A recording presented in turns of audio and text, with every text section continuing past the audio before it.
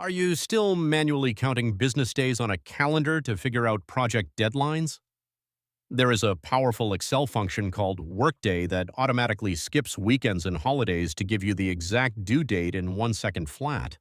Every time you need a deadline that is 10 or 30 business days from today, you end up counting squares on a calendar, skipping Saturdays and Sundays by hand, and hoping you did not miss a public holiday somewhere in the middle.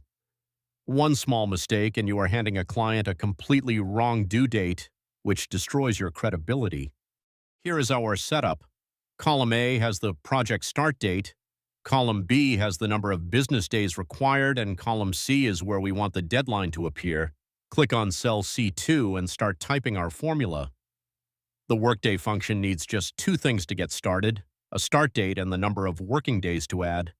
The formula is equals Workday, open bracket, A2, which is your start date, comma, B2, which is the number of working days, and then an optional third argument where you can drop in a range of public holiday dates, so Excel skips those too. Excel will count forward exactly that many Monday through Friday days, completely ignoring every Saturday, Sunday, and any holiday you list. Format the results cell as a date and your deadline appears instantly.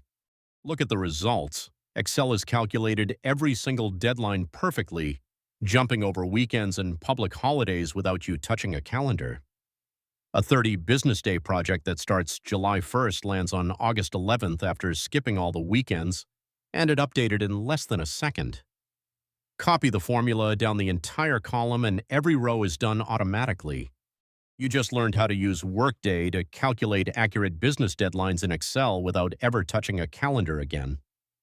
If this tip saved you time, smash that like button and subscribe. I drop a brand new Excel trick every single day.